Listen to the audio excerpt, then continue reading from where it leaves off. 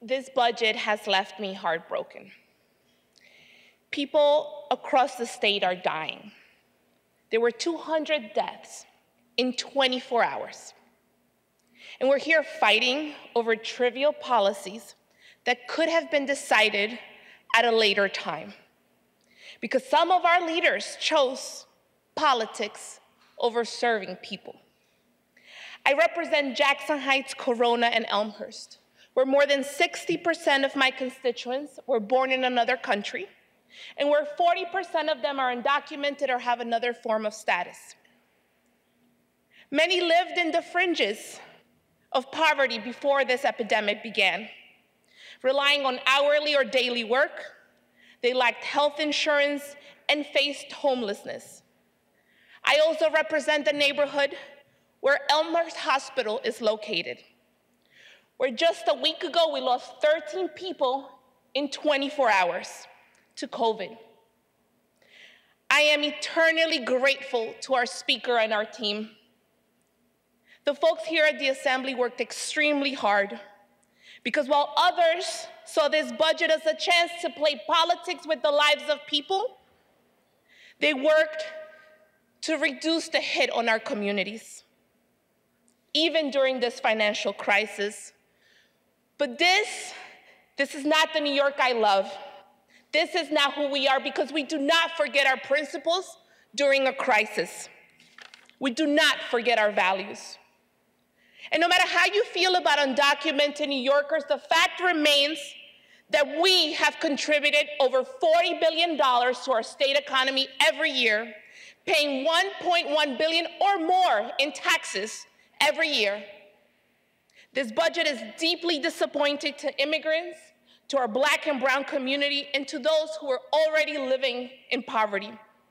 They have been hit the hardest by this pandemic, and this budget will create an even deeper wound in their lives. Their already difficult existence has been made nearly impossible by this health crisis. Most of them can't benefit from unemployment insurance, from a federal or a state bailout, and they can't even take advantage of the paid sick leave law that we passed last week. So even though they pay billions of dollars into our state economy every year, our budget, for the most part, has turned its back on them. This budget includes cuts after cuts after cuts, all while we refuse to raise the taxes on the uber rich in New York State, which could have left, to some extent, to $40 billion to plug many holes that we have in this budget. Instead, we chose power over people. I want to tell you the story of a mom who came into my office last week.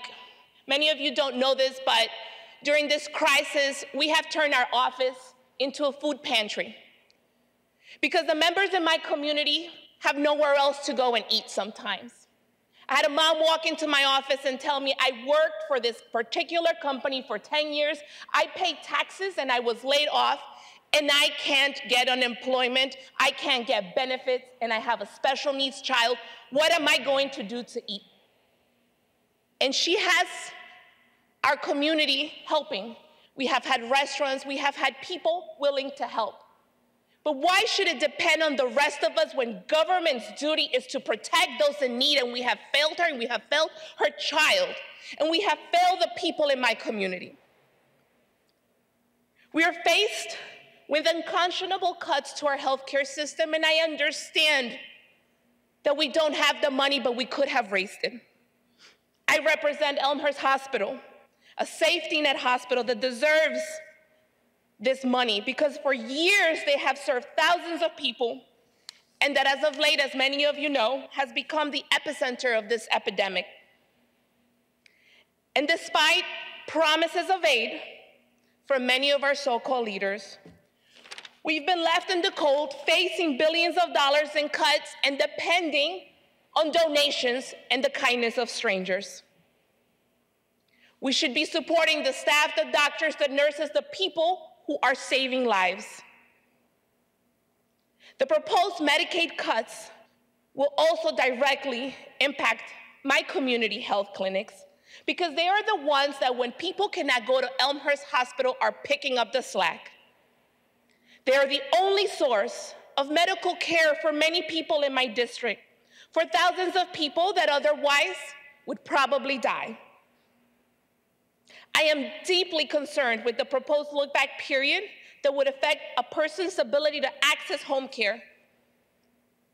The way that it's set up in this budget, it would likely leave thousands of people without services.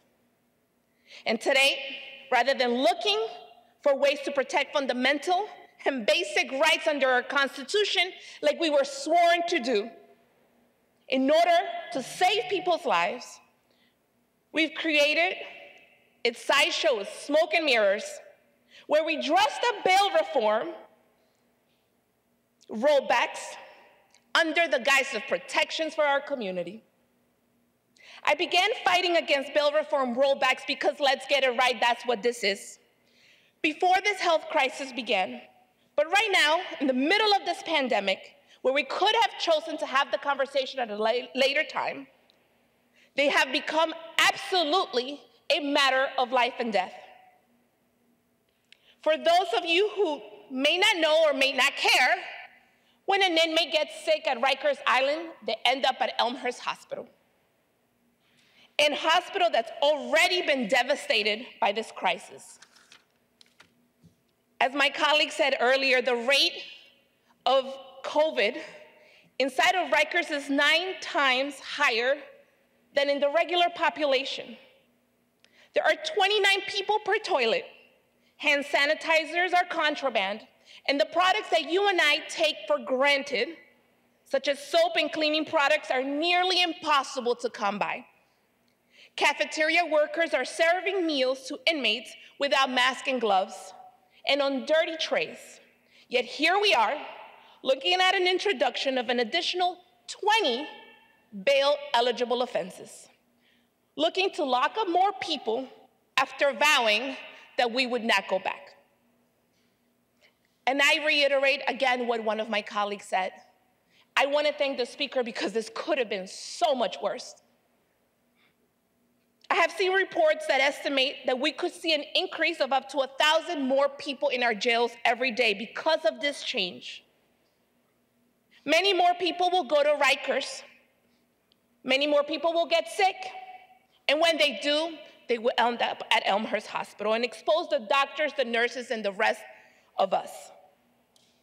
Ultimately, many, many more people will die because of this. These people have not been charged. These people have only been charged. They have not been convicted. They have not been proven guilty of any crime. And yet here we are looking to cage them in a facility ravaged by a pandemic, exposing them to a disease, overcrowding, unsanitary conditions, and essentially sentencing them to die. These bail reform amendments are set to go into effect in 90 days. That's 90 days. And this pandemic, I can guarantee you, will not be over in 90 days. We have no idea if we will even be successful in flattening that curve by then. The mayor and other officials have spent the last few weeks freeing hundreds of inmates in order to reduce the spread and save lives. Yet here we are, blindly enacting dangerous legislation that will put people back in jail. Bail reform was not created in haste and without consideration. I want to repeat that. It didn't happen overnight.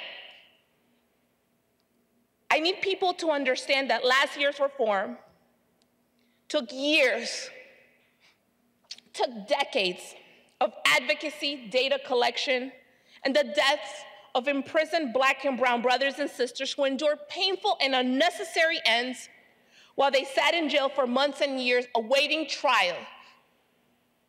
It took people of color rising up and running for office and winning the seat at the table to begin the end of what remained in our slavery system. And last year we took 5 steps forward, and today we take 10 steps back. When the media onslaught of fear-mongering and misinformation began, even before the January 1st enactment date, We knew we were facing an uphill battle.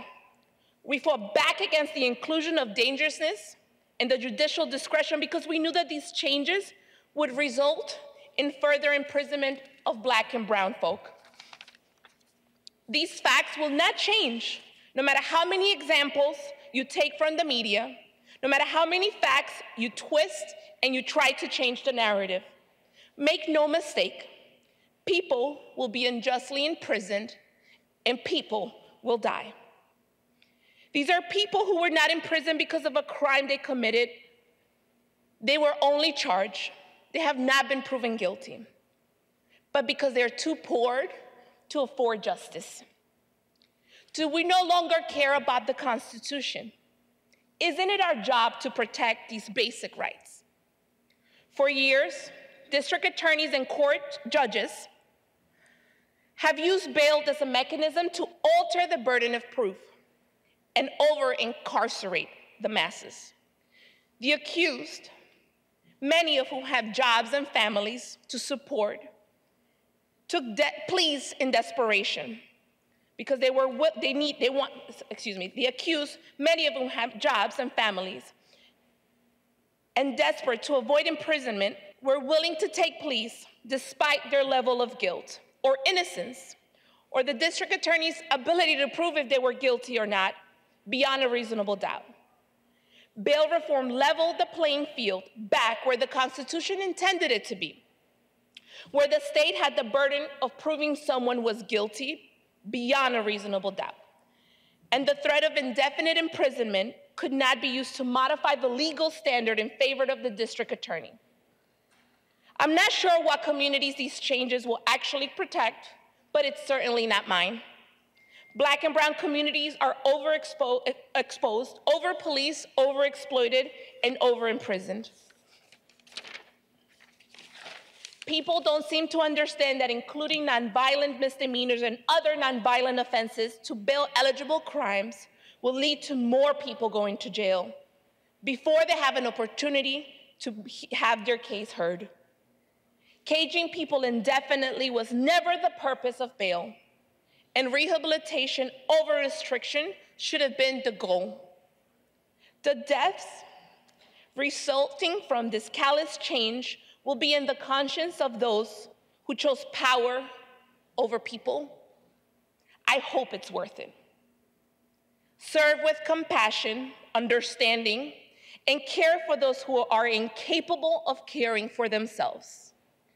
These were the lessons I learned from Father Antonio Checo, one of the religious pillars of my community.